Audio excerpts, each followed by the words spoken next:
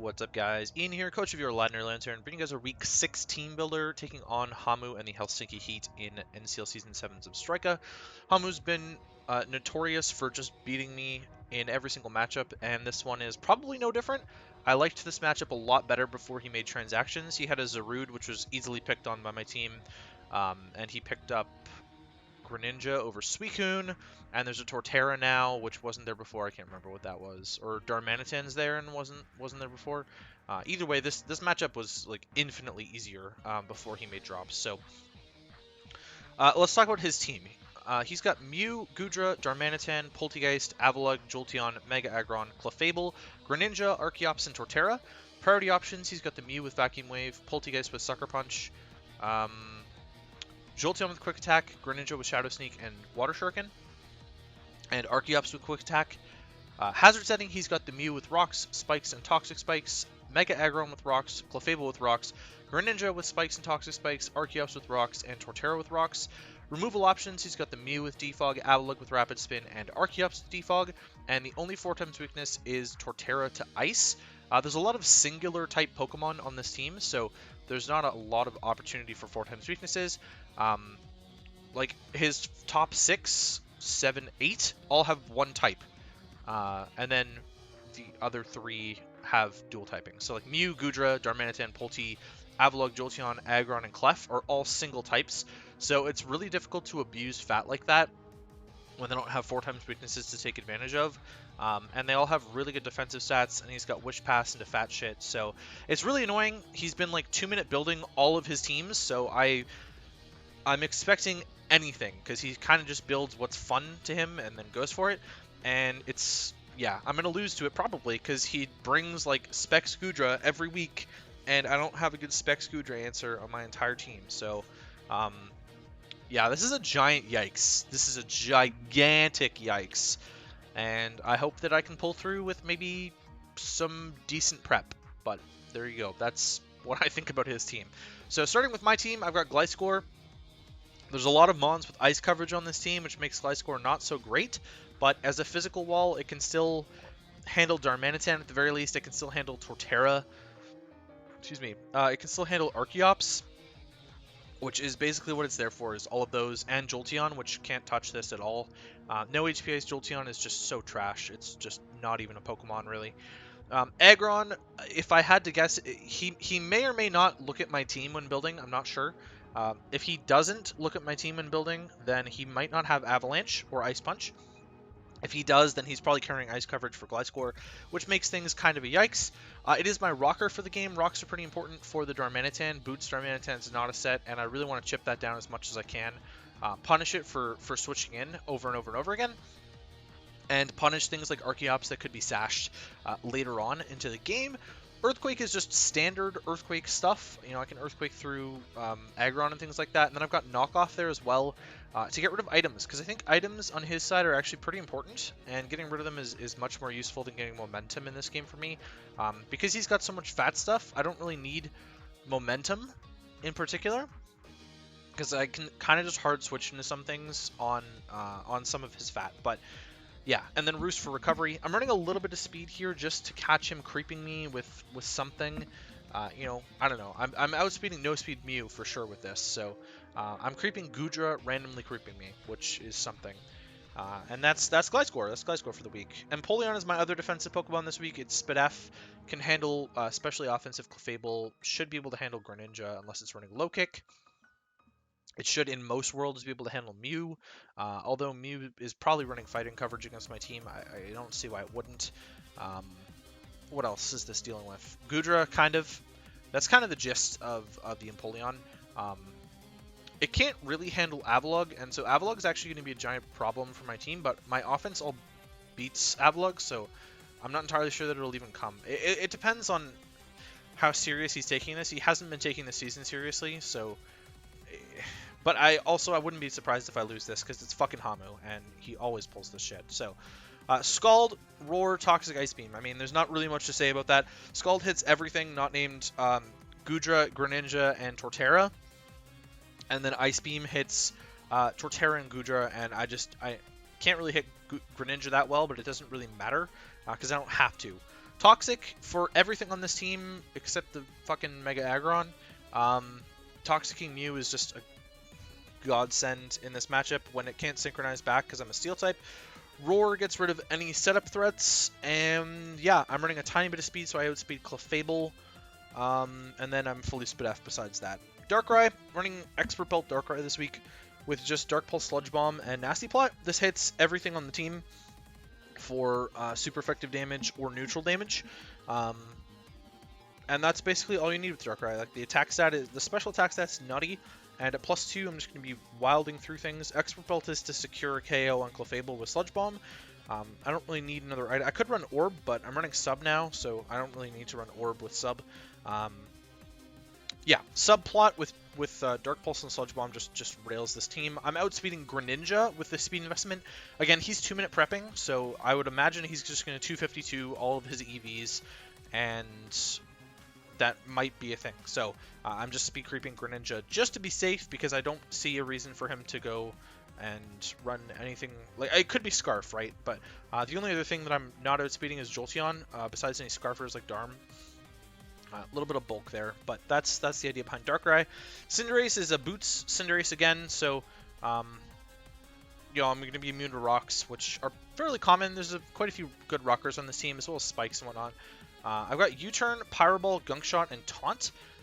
Taunt is kind of just there to shut down shenanigans from Mew, but it may or may not change before this battle. I'm not sure if I'm going to change it to Sucker. Like, I'm kind of willing to change it to Sucker Punch to deal with Poltegeist smashing.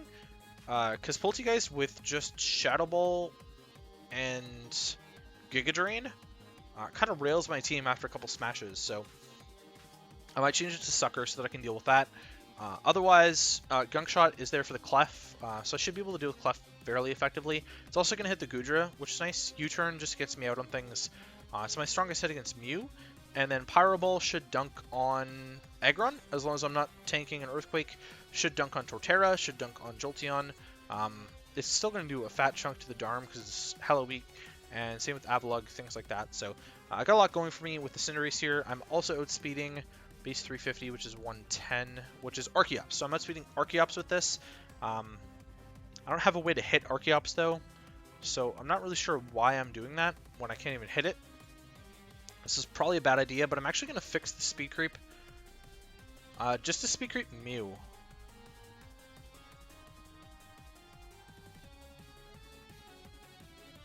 Just to speed creep Mew. There we go.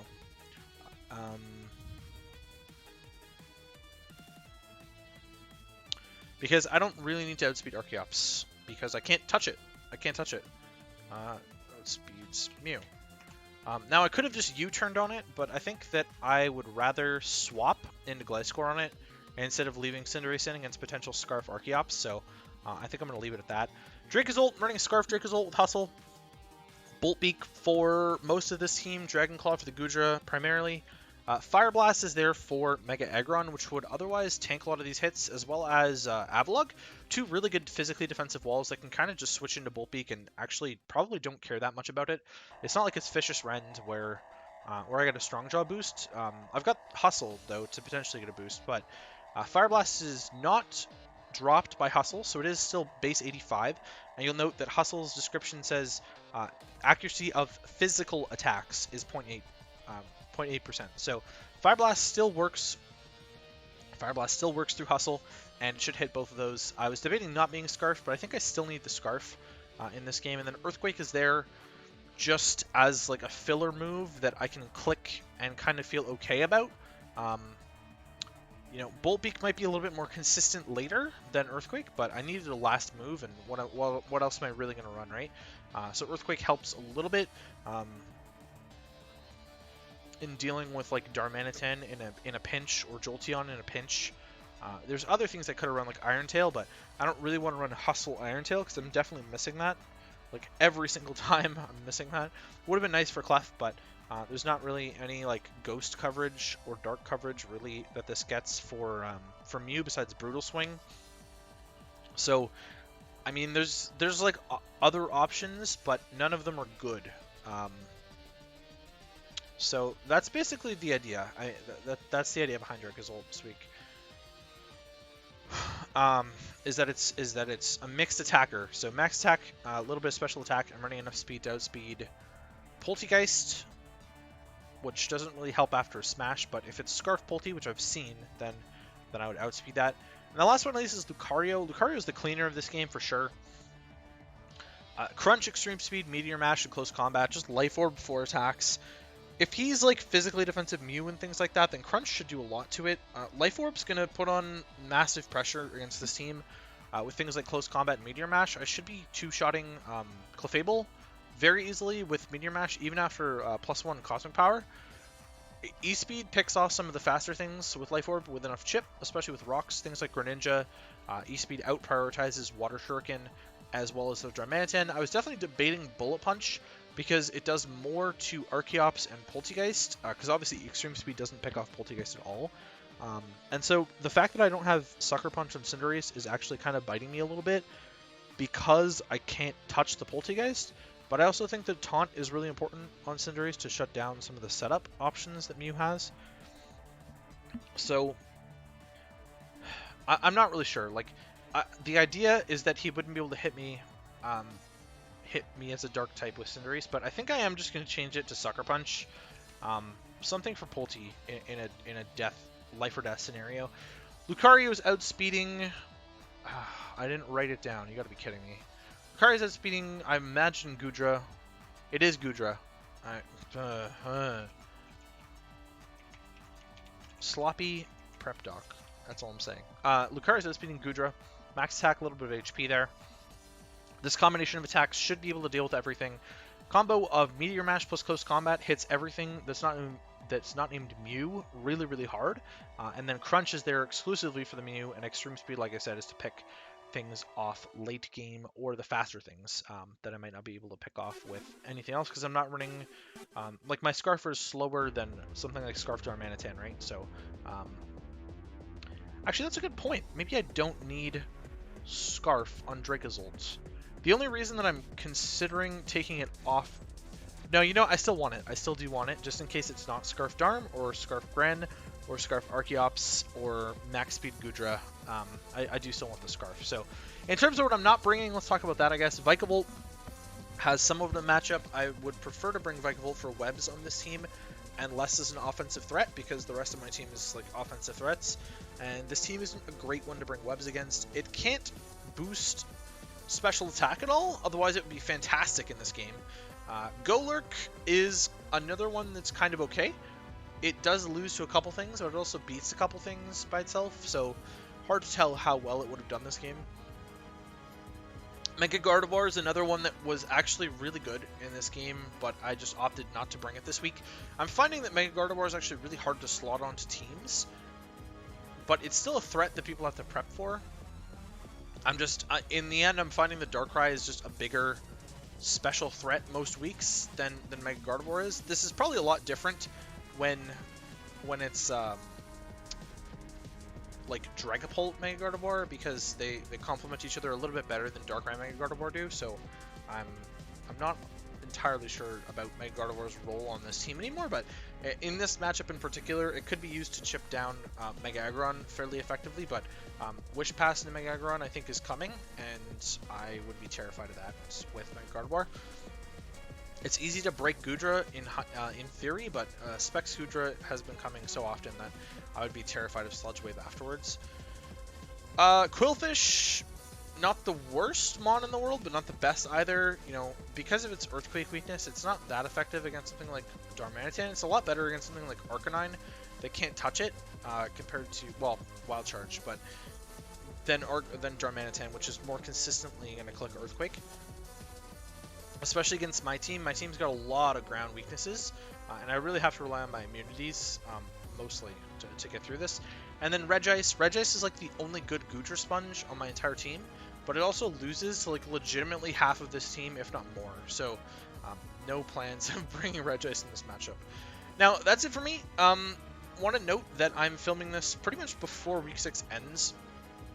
Haamu and I had to extend because his plans don't match up with my schedule at all, and it's probably just going to end up being like a random game in the middle of the week during week 7.